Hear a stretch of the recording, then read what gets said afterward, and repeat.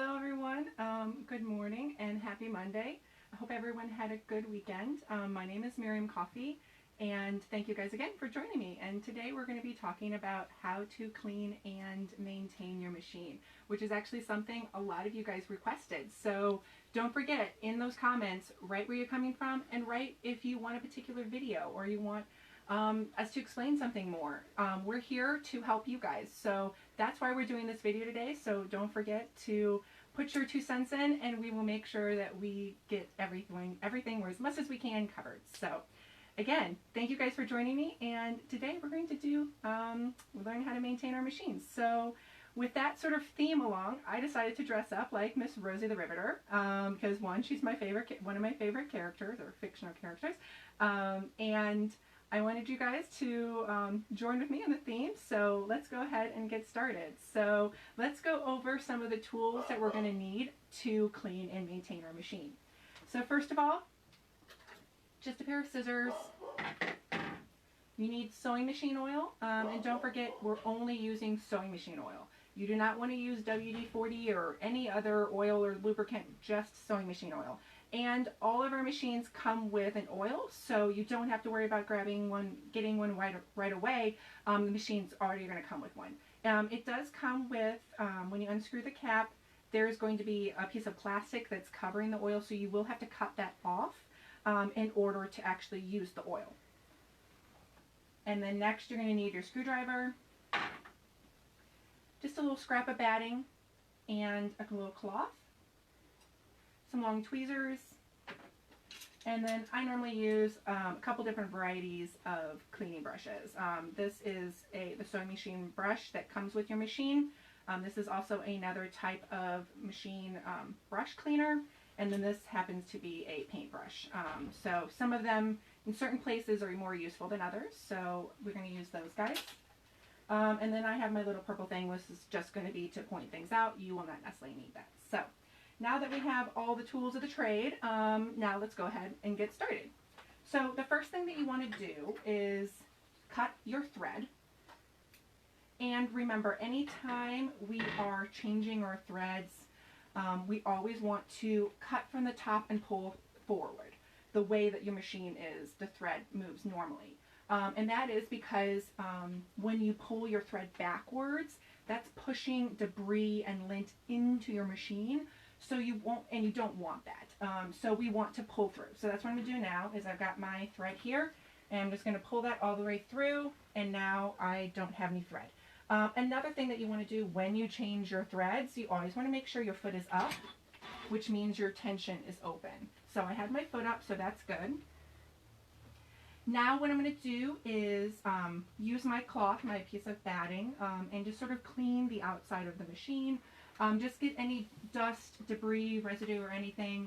As you can see, there is some fair amount that's on there. And that's just from the lint from your thread, and then also just the wonderful lint that lives in our house. So just sort of give that a nice cleaning, wipe down, and this doesn't have any product on it. It's just a piece of cotton batting. Cotton batting is actually a great way of cleaning. I use all of my scraps as basically little paper towels, and they're great. They pick up lint, so don't throw away all of your scraps. They can be used again. So today we're going to be doing the majority of the demoing on the M7, but I'm going to be every so often pointing over to the 15,000, which is going to show you a couple different ways you can, different methods to remove your stitch plate. So now that I have the outside all clean and I don't have any thread on, I want to remove my needle and take my foot off. So we're going to take our screwdriver and remove our needle. We're just going to set that to the side. And I like to take the whole ankle and not just the foot off, because that can, it gives me more access and I can clean a little bit more. So another thing that you want to do to get set up for cleaning your machine is you actually want to turn your machine off and or unplug it.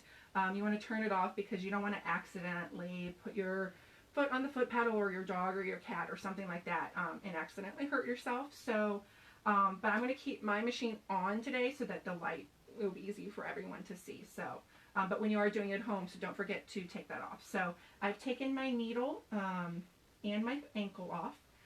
Anytime you're cleaning, I always recommend cleaning from the top to the bottom, because that way if you were clean the inside perfectly and then you clean the needle bar area and then you're just pushing more lint onto it. So always clean from the top to the bottom. So what I'm going to do here is I'm going to turn my flywheel and rotate my needle bar all the way down. So as you can see here, there is a big buildup of lint up here, and there's also some back behind. So that's when you take your brush and see that big wad of nastiness. Just kind of rub that all down, give that a nice, just make sure, you know, like your needle threader is also clean too. This is when you could also rub it, and you can see how that got a little bit of that extra buildup dirt there. Miriam, one of your viewers asked if there was a cat behind you. That is my dog, Tristan. Tristan, say hi. He's sleeping. She was commenting that somehow pet hair can also get caught. Well, Tristan is a poodle, so he's hypoallergenic, so he doesn't shed. He has hair and not fur. But yes, cat hair and dog hair can definitely get into it. So, but yeah, so Tristan needs to get back to work. So next what we're going to do is we're going to take our needle plate off. So depending on the machine that you have is going to determine on how you take your needle plate off. So on the M7 we have a really fancy new way of taking our needle plate off, and what that is, we're going to go to this lock or this key here on the far right hand side. We're going to press that key and it's going to show me a lock here, and then this is the little symbol to remove your stitch plate. So I'm going to select that, and as you can see it's lifted my needle bar and lifted up my plate. So now I've removed my stitch plate, and as you can see there is a fair amount of debris in there. I've been sewing hard for you guys to build up that lint there. So let's go over to the 15,000 for just a quick second to show you how you remove this stitch plate. So to remove the 15,000 or any of the Skyline 9400, 9450, 8200, 8900, a large variety of machines have this feature, and that's the quick release stitch plate. So there's a little lever at the bottom of your machine, and just push that up and it's going to pop off automatically for you. And then again you'll be able to remove your bobbin case and clean within there. So that is another way that you can remove it. There is a third, if you have a smaller machine, travel machine, they're going to have screws on the top, and you're going to have to unscrew those to remove your stitch plate. These are obviously a lot easier and faster, so that's one of the great benefits of having a higher end machine, is you get features that are really beneficial, including this quick release stitch plate. Also, if you have any carpal tunnel or anything with your hands, instead of having to use that screwdriver, these quick release stitch plates and or that single button, that also can be really great. Another thing about the 15,000 that I want to point out is when you have a flip lid here, which a majority of our machines do, you are going to want to clean all in here as well. And do not be tempted to use canned air. Canned air is very bad for machines. I know it is very tempting because it's kind of fun and it's kind of powerful, and it seems like a fun thing to do, but do not use that canned air. So what that does is it pushes dirt and debris into your machine, and then also adds moisture, which is two things that are not good for your machine. So this is when I would use my big fluffy brush or the batting to get all of this little debris free. Another great thing about the 15,000 and a lot of the other machines that we have is our doors open. So it allows us to get into our machine, so if there is a buildup of little debris or lint or anything, I can clean that as well. So that's another great feature about this machine and a variety of other Janome machines. The M7 door does not open, so that's why I didn't show it to you on this guy here. But let's go ahead and move on, and we're going to take our bobbin and bobbin case out. So first thing I'm going to do is take my bobbin out, set that aside. And as you can see, there's a lot of buildup here. The bobbin case. I want to clean the bobbin case, the front and the back. It'd be really nice. So I'm going to set that aside now that that's nice and clean. Now we're going to look into the machine. So any big pieces like that, you're going to want to clean. Don't forget your feed dogs, because when your feed dogs get compacted, it's not going to feed your machine. It's not going to feed your fabric properly. So that's another thing that you always want to check for. And again, your feed dogs are right here. These are your feed dogs. So you really want to make sure that in between here, these are all really clean. And then again, we're going to just any surface dust, just get all that off. As you can see, I've needed to clean the machine. There is also in the center of the bobbin case, of the hook race, I believe it is, right in here, there's a wick right in the center here. And that's where we're going to put 1 drop of oil, but not quite yet. You always want to clean and remove the dust first before you add oil to the system. So you can sometimes in here there can be a buildup of stuff. So I use the smaller cleaning brush to get all of that little debris out. So you can see there was, and that was all caught in that center. So don't forget that little area. And then I'll sometimes go back with a larger brush to make sure that I get all of that out. Or you can also use that cleaning cloth, can be really nice to get that a little bit cleaner. And as you can see, that picked up even more. There are a few things I want to point out that you want to be careful of when you are cleaning. You want to be fairly gentle when you're cleaning it. You do not want to be a vigorous cleaner because there are a few parts that you can damage the machine. So if you look back here, there's a little spring that's attached in this little hole here. Can everyone see that? There's this little spring right here. That is our tension spring. And if I was being really vigorous with the way I was cleaning, I could knock that out and that would really mess up my tension. And then you are definitely visiting your machine tech to have this fixed. So just be careful of items or things like this that look very fragile, because you really don't want to, it's not like, as you can see, I am touching it, it's not going to come off. But if I am cleaning really around it, I have known several people that have done that. So just be careful of that.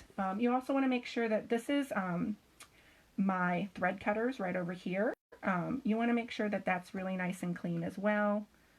And just kind of give it a good cleaning. You can also use your tweezers to kind of grab big chunks of debris like this. And I actually kind of really like cleaning my machines because it's a very satisfying feeling to get rid of all this little gunk, especially when you have a little pile at the end of all this little gross stuff that you've cleaned out of here. This back area has a tendency of getting built up. Sometimes the brush can grab it, and sometimes using the tweezers works better. So that's why I like to have a variety of different tools. So just sort of get into all the little crevices.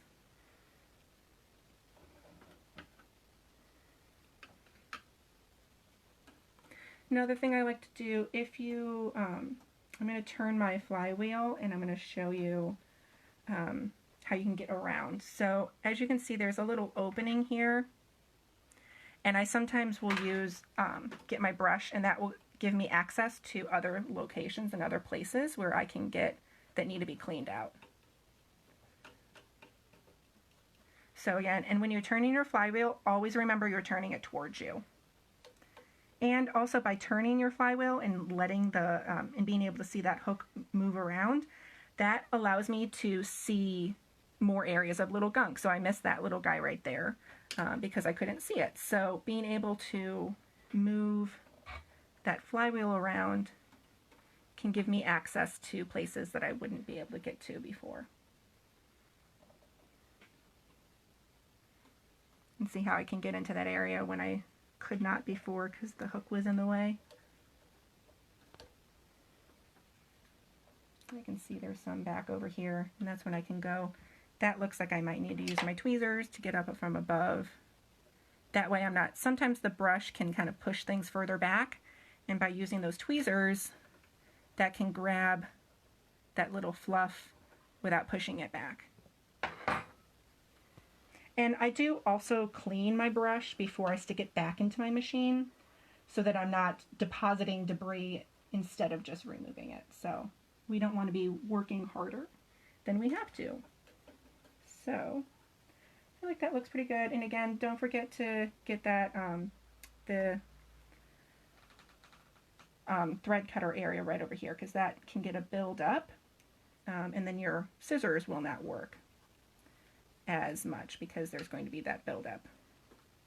And this is when you can kind of use your cloth to kind of get that, any of that residue that's come out.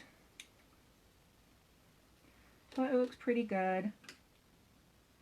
I could spend even a little bit more time making sure, and I sometimes use a little flashlight to really look in to see if I've gotten everything, if I'm feeling particularly meticulous that day.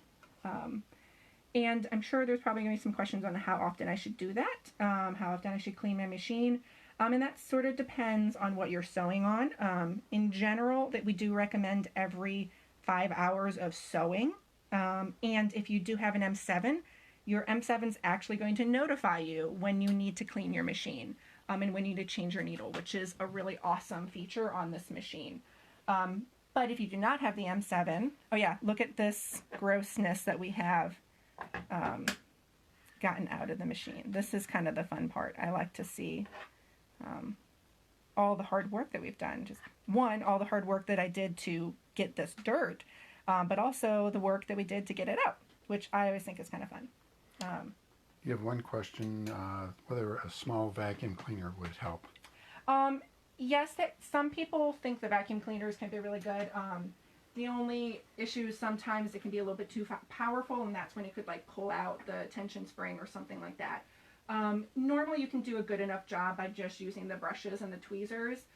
You should be taking your machine to get it serviced every year, so the service techs can really open this up and do a really thorough cleaning. But if you do this general maintenance, you'll be totally fine. It's one of those things that's like a car. If you take care of it, it will take care of you. If you drove your car and never changed its oil, it's going to have some issues, or you never took it into the shop. It's the same thing with your sewing machine. If you do not maintain it, if you don't change the needle, if you don't clean it, that's when your issues are going to start coming. One of the simplest and the cheapest ways of keeping your machine functioning is changing your needle very often. Anywhere between 5 to 10 to 12 hours is sort of the average consensus. And again, your M7 will notify you when it's time to change your needle. But if you are sewing on something, like if I'm sewing with a bunch of vinyl one day, or a bunch of leather or something that is particularly harder on your needle, I kind of change it a little bit more often. But definitely, the simplest thing is really just changing that needle, and it really will fix a variety of different headaches that will occur and will fix so many different issues. It's kind of silly. Most of us think that it's going to be something major, but sometimes, a lot of times, 9 times out of 10, it's user error or something simple like you not cleaning your machine often enough, or hasn't been oiled, or you haven't changed a needle in 20 years or something like that. So remember, every handful of hours, and that's sewing hours. That's not necessarily like as long as your machine's been on. That's actual sewing time. So don't forget to change your needle. It is very, very important. So now we've sort of cleaned this well enough. Let's go ahead and turn our flywheel a little bit, and I'm going to insert my bobbin case. And what I want to point out is there's 2 things that you want to look for. So in the inside of the machine, you're going to see this little red arrow right here, and there's going to be a yellow dot or a red dot or blue dot, depending on what bobbin case you're using. And then there's also these sort of pointy parts on the top of it. You want to insert those first, and then you kind of hear that snap, and there's going to be a little movement, and that's a good thing. So to take it out again, you pull that out. To put it back in, insert it with the little pointy parts first, and then insert that and make sure you hear that click, and it's going to wiggle a little bit. But if it's really, you can sort of get it twisted, and then it's going to be very problematic. So really spend the time to make sure that this is inserted properly. All right, so now that that's nice and clean, now what I'm going to do is I'm going to insert my stitch plate, or put my stitch plate back on. All I have to do is, there are 2 little prongs right here on the left hand side of my stitch plate. going to insert that there, and this particular machine is just going to magnetically pull it back down, and it is all ready to go. If you have the 15,000 or one of the other ones that have their quick release stitch plate, you will have to manually push that down. And what that's going to look like, again, you have your prongs on the left hand side, insert those, and then you're going to see a little bullseye on the right hand side. Push down on that bullseye, and then now that's properly attached back on.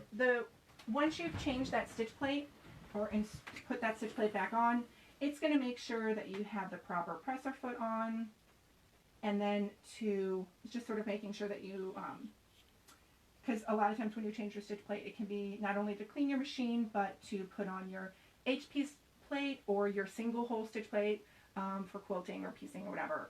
So it's just making sure that you have the proper foot on for the stitch plate that you have. And then to get out of this, you're going to touch that key again. It wants me to raise my needle bar slowly because I had it down. And then now we're back to our sewing mode. So then if we wanted to start sewing, we would have to just thread our machine again, put our needle back in, and this is probably a good time to put a fresh needle in, and then always just sort of when in doubt, change your needle. It's the cheapest thing. And then also, you don't have to throw your needle away. I actually use them a lot on my design wall because when you're hanging things up and use just a normal pin, it's not as strong as a needle. Your needle can actually hold a lot of weight. So you can hang whole quilts without putting those big bends in your needles. So don't worry, there's always another use for something, so don't feel like you're wasting money by changing your needle. You don't want to wait till it breaks. Just by using those scraps of batting, you're giving it another purpose. Using those needles and using them as pin boards on your design wall, it's a great way of recycling them and getting a little bit of extra life out of your needles. So are there any questions so far or that we want to cover? Let's see, I think most of them have been answered. They were asking about the oil. Oh yeah, we need to oil it. I forgot to show that to you guys. Let me take that stitch plate off again. Sorry about that, guys. Thank you for that reminder. So when we take that off, I had pointed out that little wick in the center that kind of looks like lint. Do not pull that out. That's there for a reason. And that reason is, so you're just going to put one little drop of oil right in the center. And then that's all you really need to oil. It's very simple. And then insert your bobbin case back in. Again, make sure that that snaps right in place. Stitch plate back on. Now we're ready to go. And that's all I've got for you guys, unless there's any more questions. Don't forget, change your needle, clean your machine on a regular basis, and if you're working on anything that's particularly linty, like minky, cuddle, fleece, velvet, all of those sort of sheddy fabrics, clean your machine more often, because that's definitely going to be adding a lot more buildup into your machine.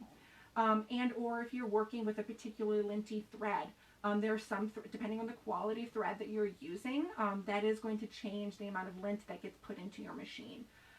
So don't forget to think of that as a factor on the amount of cleaning as well. So I hope you guys learned something today. And again, don't forget that we are doing these videos every day, Monday through Friday at 3 p.m. Eastern Time. And don't forget to visit your dealers or contact them. And don't forget to get your machine serviced on a yearly basis so that you take care of them. They will take care of you. Same with your dealers. They're here and they're out there doing curbside pickup. Some of them are starting to open up. So visit them, say hey to them, and thank you guys again so much for watching. And have a great day and happy sewing, guys.